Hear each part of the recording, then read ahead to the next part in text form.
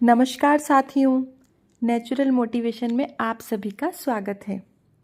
आज मैं आपको 90 के दशक की एक बहुत ही प्यारी कहानी सुनाऊंगी जिसका शीर्षक है नाथू, तोता और थावरी। तो चलो शुरू करते हैं अपनी आज की कहानी। अरावली की पहाड़ियों में एक हरी भरी घाटी थी। किसी जमाने में वहाँ आम बोए गए होंगे और बहुत घनी अमराइयाँ थी। अमराइयों से थोड़ी दूर पर पहाड़ी की तलहटी में एक छोटा सा गांव था। उस गांव में रहते थे नाथू और उनकी पत्नी थावरी। नाथू का स्वभाव बहुत अच्छा था। वे छोटे बच्चों से बहुत प्यार करता था। उसकी झोपड़ी के सामने बड़े पौधे, पानी के बर्तन टंगे रहते थे। छोटे मोटे जीव जंतु और पक्षी वहां दिन भर बने रहते थे, शोरगुल करते थे। खाली समय में नाथू के चारों ओर मंडराते रहते थे। नाथू उनके साथ बहुत सुखी रहा करता था, मगर थावरी को वह शोरगुल बिल्कुल पसंद नहीं था। वे हमेशा नाथू से लड़ाई किया करती और कहती, दुनिया भर के तोते, गोरैया, कबूतर, गिलहरिया, कोए, तीतर, बटेर आदि दिन भर शोरगुल करते रहते हैं। आंगन में कुछ रखने सुखाने का भी धर्म नहीं रहा मेरा तो। ऐसा प्रेम किस काम का कि मैं कोई काम भी सही से नहीं कर सकूं और दिन भर ये मेरा सिर चढ़ाते हैं। ऐसा थावरी नाथू को बोलती है। नाथू उसकी बातें चुपचाप सुन लेता है। उसके यहाँ आने वाले पक्षियों में से एक तोता नाथू से बहुत घुल मिल गया था। वे उसके साथ खाट पर ही बैठता था, उसकी तरफ देखता रहता। नाथू जब प्यार से उस पर हाथ फेरता तो वे दुबक कर बैठ जाता। कई बार तो नाथू उसे गोद में बिठाकर आम, हरी मिर्च, चने की दाल खिलाता था। तोता उसके कंधे पर भी बैठ जाता और उसके साथ साथ घर के आंगन में घूमता रहता था। उसके साथ रहकर वे तोता कुछ बोलने भी लगा था।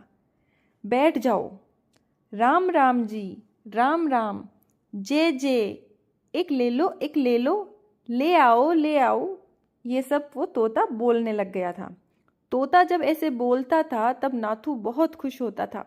कभी कभी थावरी भी खुश हो जाती थी, खास करके तब जब तोता झोपड़ी के छाजन पर बैठकर टेर लगाता, कौन है, कौन है। बाकी समय तो वे चिड़ी चिड़ी ही रहती थी। तोता अक्सर उपद्रव भी करता रहता था, यानी शैतानियाँ करता रहता था। कभी झोपड़ी में जाता तो खूंटी के कपड़े गिरा देता, अनाज बिखेर देता, टांड पर से बर्तन गिरा देता। थावरी उसके पीछे दौड़ती और भाग यहाँ से, भाग यहाँ से करती रहती थी। कहती तो वह भी भाग भाग ही थी, कहता और उड़ जाता। थावरी बहुत चिढ़ती थी, कई बार लाठी लेकर उसे मारने दौड़ती थी। एक दिन नाथू कहीं बाहर गांव चला गया। जाते समय थावरी को कह गया कि जीव जंतुओं और पक्षियों का वे ध्यान रखे, उन्हें वे दाना पानी डालती रहे। थावरी ने कोई ध्यान नहीं दिया। तोते ने नाथू को कहीं नहीं देखा तो दिन भर टे टे करता रहा, इधर से उधर उड़ता रहा। थावरी परेशान हो गई, उसे बहुत गुस्सा आया। उसने अपने लिए खिचड़ी पकाई थी। थाली में परोसकर उसके ऊपर घी डाला और उस पर लाल मिर्च बुरक कर वे किसी काम से बाहर चली गई। तोते राम को वे खाना पसंद आ गया तो वे आराम से बैठकर खिचड़ी ठूसने लगा। इतने में थावरी आ गई। हाय राम, मेरा सारा खाना खराब कर दिया। ठहर, तुझे तो मैं मजा चखाती हूँ। ऐसा कहते हुए उसने पास ही पड़ी झाड़ू उठाई और पूरी ताकत से उस तोते पर फटकार लगा दी। तोता निश्चिंत था, अतः उस पर जोरदार मार पड़ी। एक बार तो वह वहीं उलट गया। थावरी थोड़ी चौंकी, तब तक तोता संभला और भागने लगा। थावरी उसे छोड़ने वाली नहीं थी। उसने उसे झोपड़ी से बाहर निकाल कर ही दम लिया। उसके बाद तोता थावरी को दिखाई नहीं दिया। 2-4 दिन बाद नाथू आया तो बाहर से ही चिल्लाता हुआ आया, तोताराम, सीताराम। नाथू आया, आओ राम। मगर वह तोता वहां नहीं था और नाथू व्याकुल हो गया और कहने लगा, हमारा तोता कहाँ चला गया? उसने थावरी से पूछा। तो थावरी बोली, मैंने उसको घायल करके भगा दिया। कोई जानवर खा गया होगा या यहीं कहीं भाग गया होगा। जीवन में पहली बार नाथू को थावरी पर बहुत गुस्सा आया, मगर उसने कुछ कहा नहीं। अब नाथू उदास रहने लगा। उसे उस तोते की बहुत याद आती थी। अब भी उसके यहाँ गौरैया, कौवे, गिलहरी, कबूतर, बटेर आदि पहले की तरह आते थे, मगर तोते के बिना उसे कुछ अच्छा नहीं लगता था। एक दिन वे अमराइयों की तरफ निकल गया। मन उदास था, फिर भी वह ईंधन के लिए लकड़ियां चुनता जा रहा था। घनी अमराइयों के बीच एक झाड़ी में उसने सुना जैसे कोई कह रहा है, कौन है, कौन है। वे खुशी से नाच उठा। नाथू आया तोता राम, आओ आओ मेरे राम। पल भर में ही उसका प्यारा तोता झाड़ियों में से निकला और कंधों पर फुदकने लगा। अपनी पुरानी बोली में राम जी, राम राम राम कहने लगा। उधर झाड़ियों में से लगातार टें टें टी टी टें टें टी टी का शोर होने लगा। नाथू ने प्यार से कहा, अरे वाह मेरे तोते राम, लगता है कि यहाँ आकर तुमने पूरी गृहस्थी जमा ली है। उसने झाड़ियों के भीतर जाके देखा तो तोते का पूरा परिवार टेटे टीटी करने लगा। तोता एक बार उसके कंधे पर बैठता, एक बार अपने परिवार के पास जाता। ऐसे 2-4 बार आवागमन करने पर तोते का परिवार चुप हो गया। वहीं नीचे 2 टोकरियां रखी थी, एक छोटी और एक बड़ी। टोकरियां बंधी हुई थी। तोते ने नाथू से कहा, एक ले लो, एक ले लो।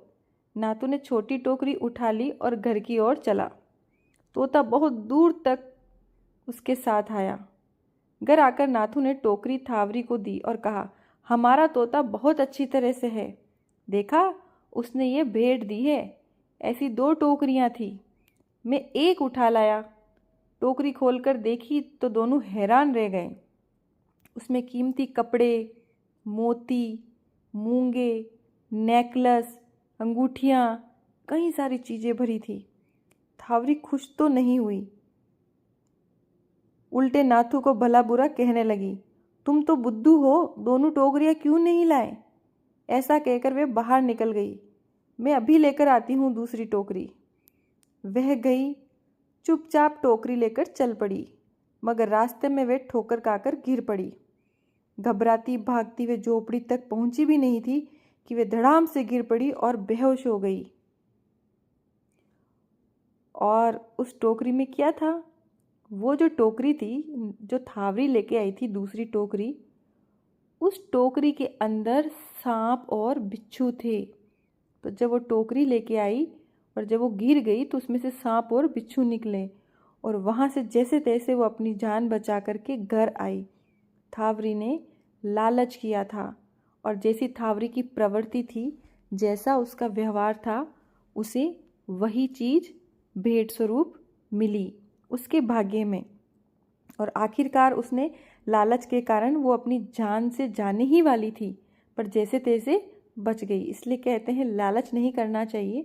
भगवान ने हमें जितना दिया उसमें संतुष्ट रहना चाहिए। हमें कोई अचानक से बहुत बड़ी खुशी मिलती है तो हमें उस खुशी का दिल से स्वागत करना चाहिए और हमें पशु पक्षियों के साथ प्रेम से व्यवहार करना चाहिए।